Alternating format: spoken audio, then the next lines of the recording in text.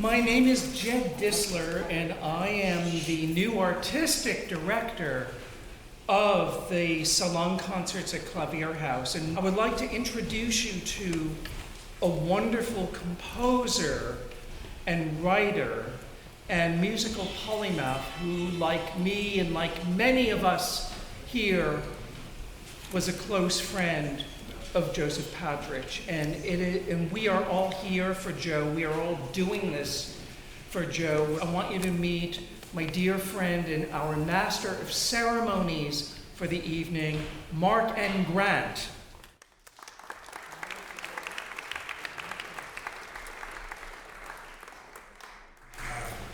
I'm not going to recite any more Shakespeare. I'll get right to the point. I have the peculiar habit of having saved all my day books since my college years. That's how I know that I met Joe Patrych in 1980, because that's the first book his name, address, and phone appear in. Now, at that time, Joe hadn't really launched his business. He was doing the Concert Grand radio program with our esteemed colleague Bruce Posner, who's here on WFTV. But he had a part-time job at Montefiore Hospital at night in the urine analysis lab, and he encouraged his friends to call him there. He was still living at 2410 Tybout Avenue. His parents were alive, his brother and sister were around. He had an elderly cat named Button who lived to be 21. So, okay, I dialed the phone, you know. We're carrying clubs and wearing animal pelts in 1980, we had to dial the phone. And there were two gentlemen. Joe never answered the phone at the urine analysis lab. There were two technicians who manned the phone. And either they had very distinctive voices. The first one, he sounded like a cross between a growling dog and that old Popeye cartoon character, Bluto. So I'd ring up the phone and I'd hear, urine! What? Urine! What? I had to call back 2 or 3 times before I realized the guy was saying, urine. And I thought, okay, it's a good thing he's not answering the phone in the colonoscopy lab. So the other fellow, who answered the other half of the time, was channeling an 18th century operatic castrato. So, between these two comedians, I got to know Joe Patrych.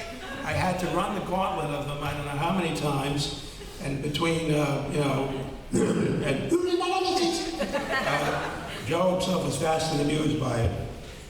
And I tell this story because, looking back, it seems there's always a magic force field of funniness and good vibes around Joe. And wherever he went, and in retrospect, these two characters, Boris Goodenough and Farinelli, seem like predestined emanations of that. So I could talk about Joe's professional accomplishments, which you all know, producing CDs, recording, the radio program Concert Grand, the archive of private tapes, and we'll say more about that later. More recently, the Zoom meetings of Piano Geeks during the pandemic, and his stewardship of Sunday evenings at Clavier House, which had really put that on the map as a thing in the New York musical landscape that Jed has now taken over with Joe's passing. I could talk about these things, but I believe Joe's greatest gifts were not his audio recording skills or his encyclopedic knowledge of the piano and the practitioners of the piano and discography, but his infectious social charisma and his uncanny ability to make everyone around him feel instantly at ease. People in every age bracket were his friends. From 19 to 99, everyone felt comfortable with Joe Patrych. He radiated acceptance of him. He was a good listener. He was genuinely interested in the other person. He could be irritated at times by things, and we all have that. But fundamentally, he was good at it. He was good-hearted. And, they say there are 8 million stories in the Naked City, and there seem to have been 8 million stories about Joe Patrych, which appeared spontaneously after he passed away, and each of us had a different slice of him. I know things that you didn't know and vice versa. And, reading of many testimonials online, they're still up online, you can see them various, just Google his name, it's on the first page of the Google. I had been impressed with the uniformity of these stories. People are always expressing gratitude toward him, talk about his kindness. I've never known anybody with so many friends and acquaintances. I've never heard so many people claim that that same person was their best friend. Joe didn't have to read Dale Carnegie's How to Win Friends and Influence People, and I just dropped the boom, so that's the end. No, I'm just kidding.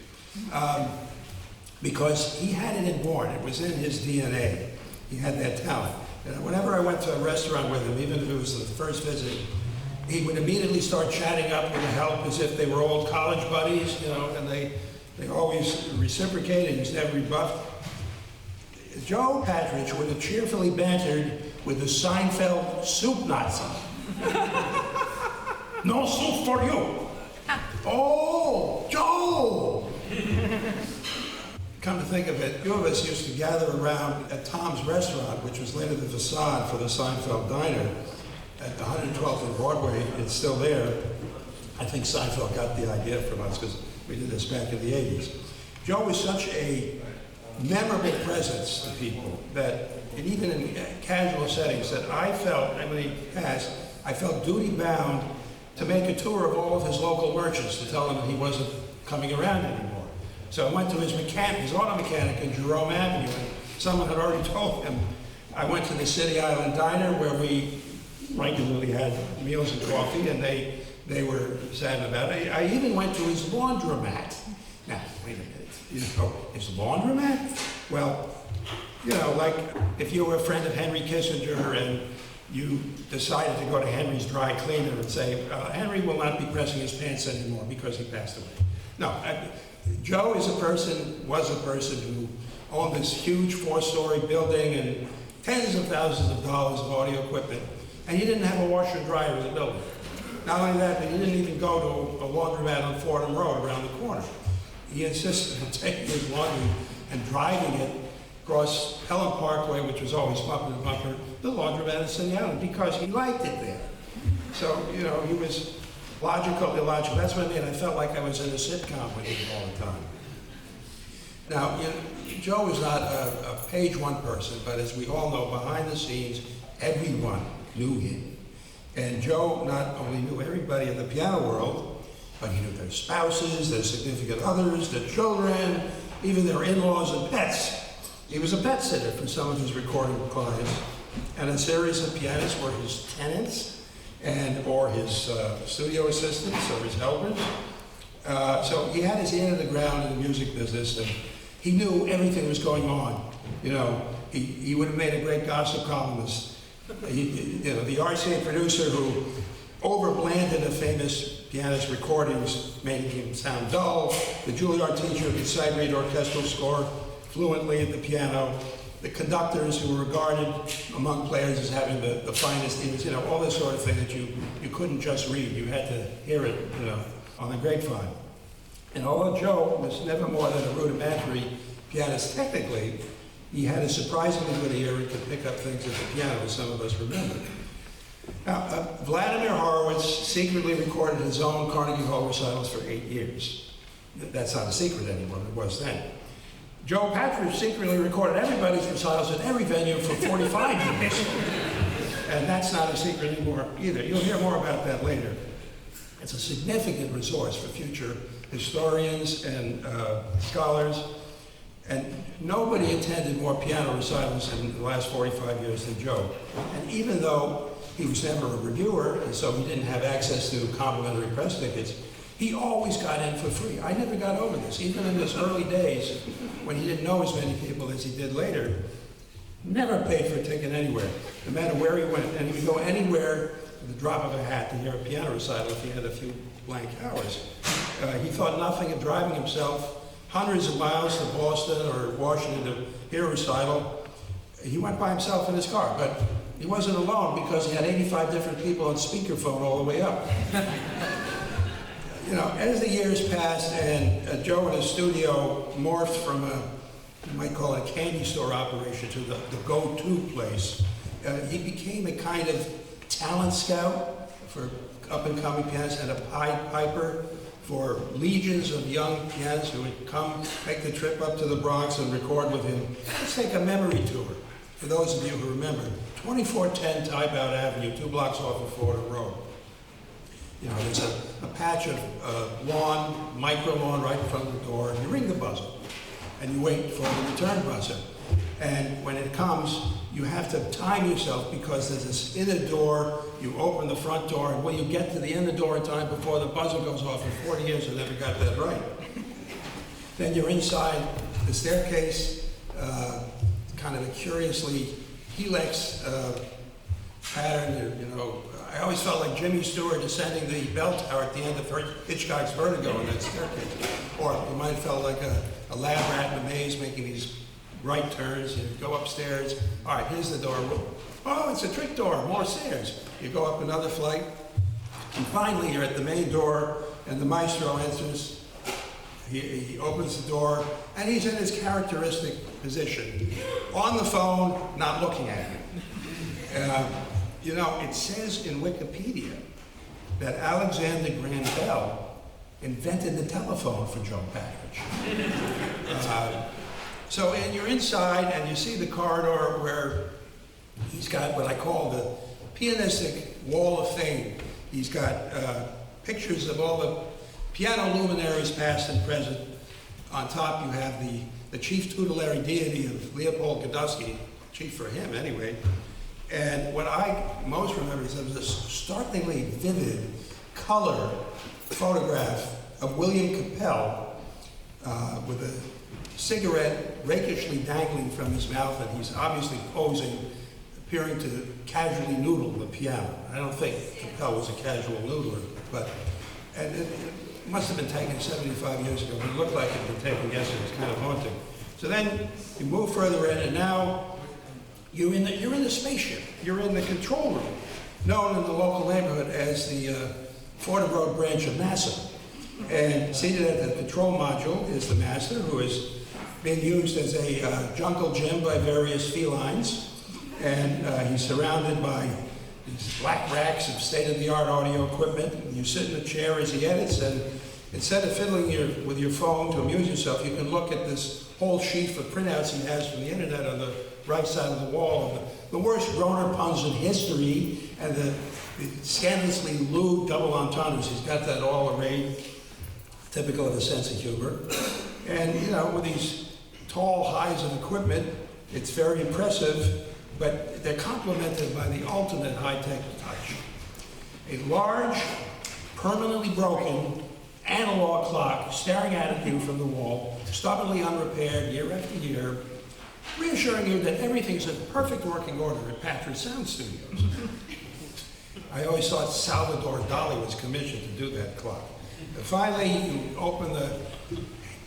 you heave home the heavy double glass doors to go into the recording room, where Joe had multiple redundant humidifiers whooshing moist, dewy air into the room, so you could make your recording playing a beautiful Hamburg Steinway D in an equatorial rainforest.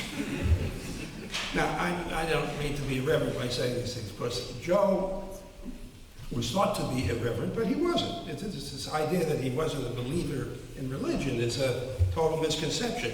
He worshipped Godowsky. Of course, we pianists know that Godowsky's piano music is nothing to sneeze at. Godowsky! God bless you. I say that in jest.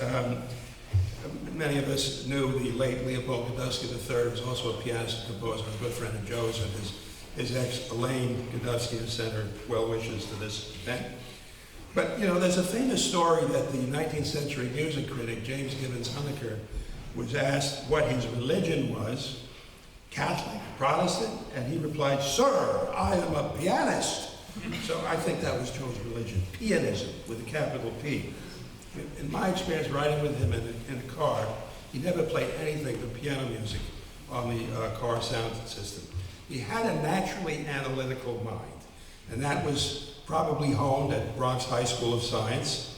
And, you know, during one of the worst seasons ever for the New York Yankees in the early 70s, he went to something like 30 home games. It was the era between Mickey Mantle and Reggie Jackson. They were a losing team. What did he do that for? To study the game, to analyze. He was the same way about auto mechanics and obviously about audio equipment, and we know the rest there. It was almost impossible to name a pianist of the past, or a piano recording, or a piece of piano literature that he didn't know. He couldn't be stumped. And you know, he was very methodical in a lot of ways. Most of those ordinary schmoes, when we had the package and it's delivered, we open up like a mad dog tearing apart a leftover steak. Joe was, you know, the way they do these packages now with the flaps going this way and that way and up and down, you have to be a topologist or an expert in origami to figure it out. But Joe would take it apart, take the little wire ties, put them aside in the little micro Ziploc bags, and then he would put it together neatly, which is a skill that eludes me. You know, you have to be an Olympic gold medalist at Rubik's Cube to do that. But he could thread the proverbial camel through the eye of the needle when it came to that sort of thing. Now, this methodical MO translated to some areas of entertainment for him as well. Now, you will see some photographs of him here later. And it's no secret that earlier in his life, Joe was a massive person physically. I'll just use that word, massive. Some of you remember. And to his credit, he eventually reformed and lost the weight and changed his diet. But let me tell you the story. We took a trip to visit friends, this is back in the 1980s, in southern Vermont, in Joe's car. And just as we were about to hit the highway on the way back to New York, Joe said, wait, I have one more thing to do. Okay, so he drives the car on Route 9 in southern Vermont to West Brattleboro, stops the car at the side of the road. At the other side of the road is a micro creamery, a place where they handcraft ice creams, not Ben & Jerry's. It was a local artisan brand, Page's Ice Cream. That probably doesn't exist anymore. So Joe gets out of the car. I don't know what he's doing. He opens the trunk. He takes out this colossal fat. And I'm looking at him thinking, is that a jumbo Scotch cooler, or did Joe borrow a water tower from the roof of an apartment building?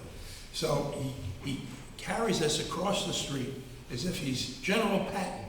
And you almost can hear the Elmer Bernstein music, or Jerry Goldsmith, I don't know who wrote the soundtrack. Disappears into the ice cream parlor. And we're waiting 5 minutes, 10 minutes, 15 minutes. He finally emerges with a nuclear waste canister filled with, I don't know how many cubic kilos of ice cream. He puts it in the trunk, and then we race back 200 miles to New York City with a melting time bomb. But he planned the whole thing in advance, and he didn't tell us. Now, after he reformed his diet, he became a champion of oatmeal. But even there, I had many meals, many breakfasts with him at the City Island Diner, which is oatmeal he liked, and he'd often send it back to the kitchen because it wasn't the right consistency, as if the waitress was a sommelier and, you know, he was sending the wine back, and that's the way he was. I have a complete text thread of my messages with Joe from Tuesday, February 3rd, 2016, to Tuesday, December 13th, 2023, which was the day he had a stroke. It's not that long. If you laid it from end to end, it would only circle the earth.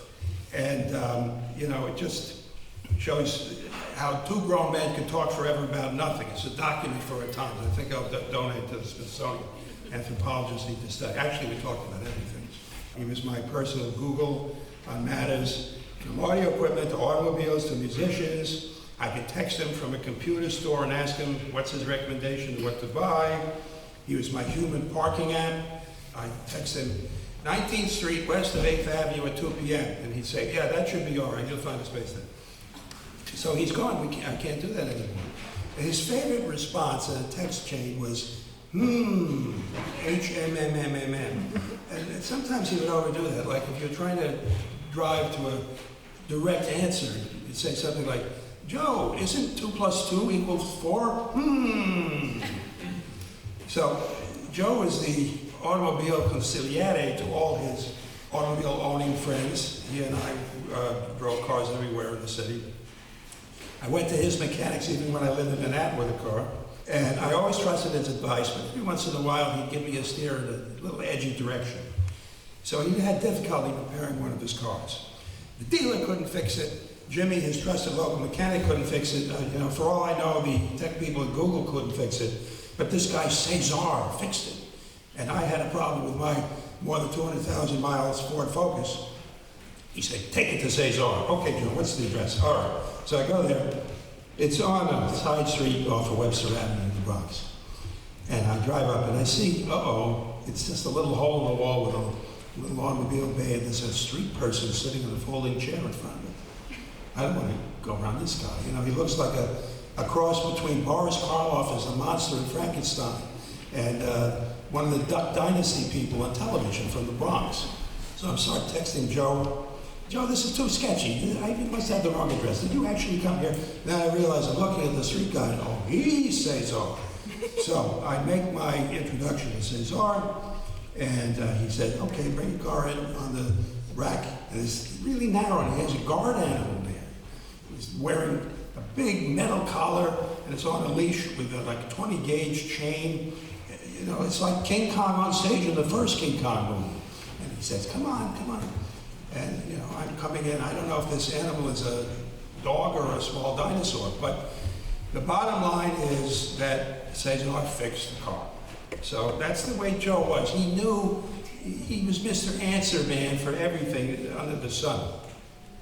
Many of you know that he was a fiercely loyal friend. If he's your friend, he found me a subtenant once. He connected me with musicians. When I came into a second car, when I was living in Manhattan, he sublet my second car as his work car.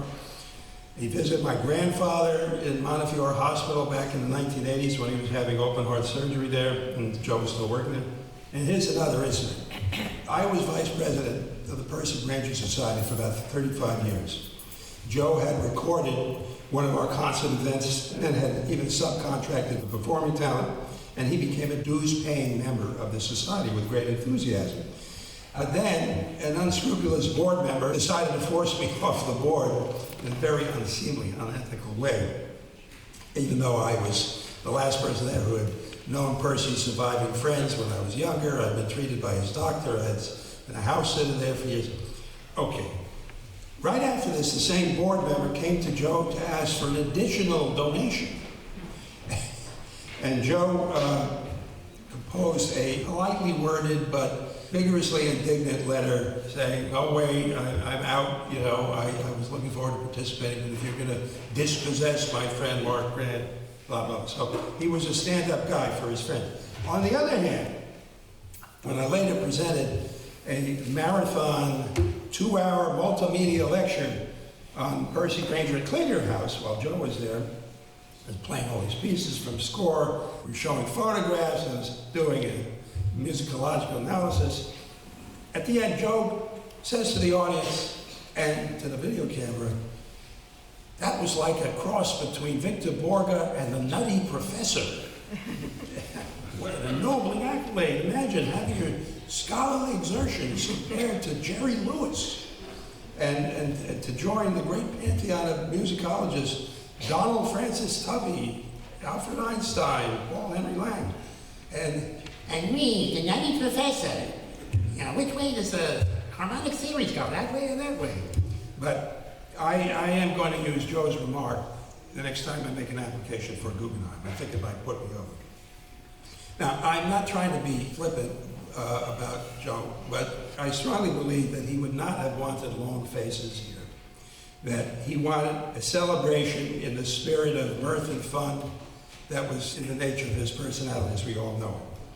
But every time I sit down at the piano at home now, he seems to be a presence there. That wasn't the case when he was alive. And I don't know what this means. I don't know if I'm having a bereavement sublimation that's making me have a catalytic conversion experience, or it's a real visitation.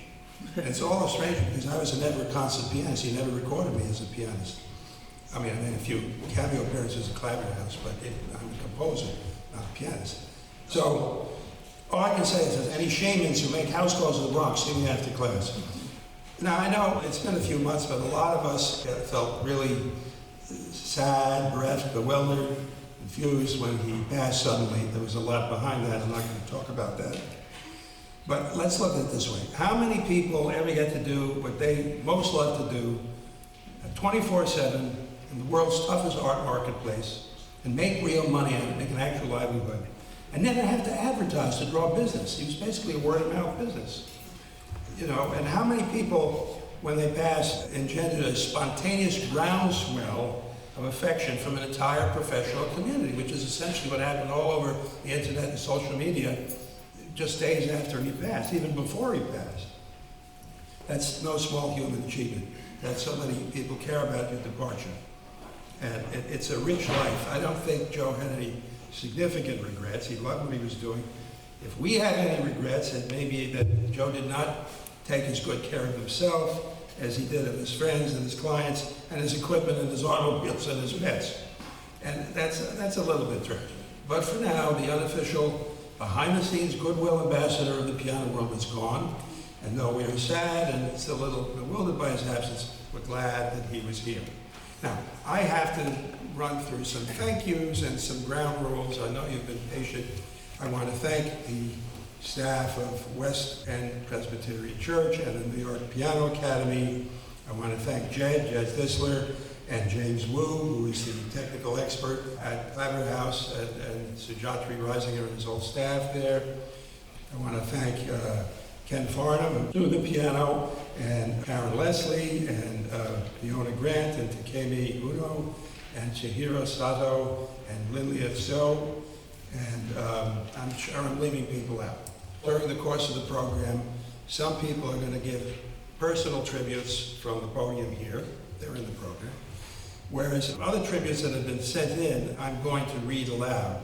The Scriabin Society Journal published quite a number of them. They didn't really publish them. They're in the subscriber-only issue, and others were published on the internet. So with their permission, I'm going to read aloud some of them, and they will be interspersed through the program as we go along. Okay? So we're going to try to get underway.